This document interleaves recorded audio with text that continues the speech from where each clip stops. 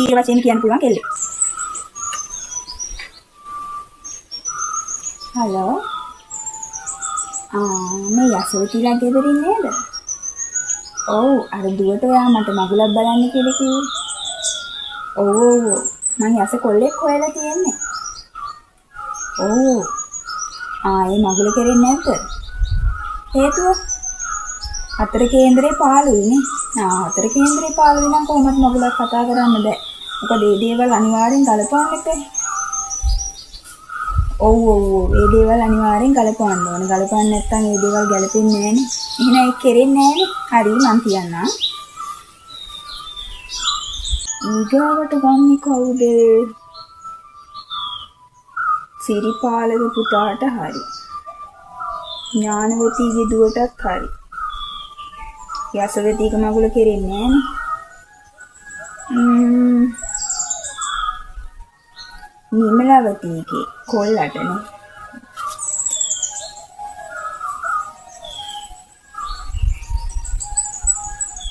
Hello. මේ නිමලවතීලා ගෙදරින්ද?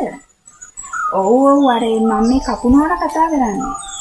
අර එදා මේ මගුලක් බලන්න කියලා කිව්වේ පුතාට. කොල්ලට දැන් 39ක්ද 49ක්ද වෙනවා කිව්වනේ. රටේ ඉඳන් ආවද? මං යස කෙල්ලෙක් හොයලා තියෙන්නේ. හොඳට දේපල එහෙම තියෙනවා, බූදල් බාගේ තියෙනවා. පොල් අක්කර 3ක් තියෙනවා, රබර් අක්කර 2ක් තියෙනවා. ගොඩින්ද මඩින්ද? කෙල්ල හොඳයි. පාරේ එක්කගෙන යන්න පුළුවන්.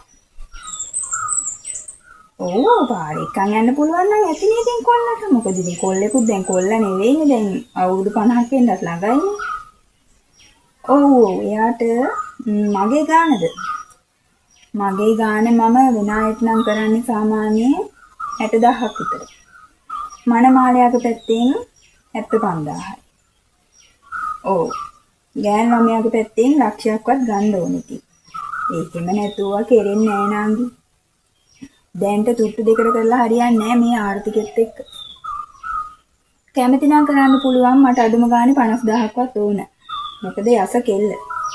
වයසද? ඔහෙලක පුතාලට 49ක් වෙනවා කිව්වනේ. මෙයාට 42යි. නෑ බැඳලා නෑ කෙල්ල. ස්ථීර වශයෙන්ම කියන්න පුළුවන් කෙල්ලෙක්. එහෙනම් මගුල අපි බලන්න යන්කෝ. මමත් එනවා. මගුල කෙරන දාට අපි යන්න.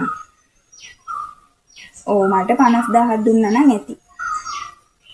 ඊට වඩා අඩු කරන්න බැහැ. මං කෙල්ලගේ පැත්තෙන් ඊට වැඩිය ඉල්ලනවා. මොකද එයාලට බූදල එහෙම තියෙනවනේ. අනේ හොඳයි සිරියා කාන්තයි. නෑ කිසිම වරදක පැටලිලා නෑ. තාම කෙල්ලේ. අවුරුදු 42යි. හරි අපි පස්සේ මගුල කතා කරගන්න එන්නම්කෝ. දිනයක් දාලා අපි යන්නේ. වලපනේ ගෙවල් තියෙන්නේ. යස කෙල්ල. හරි. එහෙනම් ගානේ විදිහට ෂුවර්නේ. හරි නංගි හරි තියන්න. හරි බුදු සරණයි.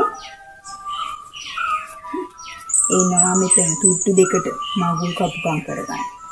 ඒව කොහෙද මගෙත් එක්ක?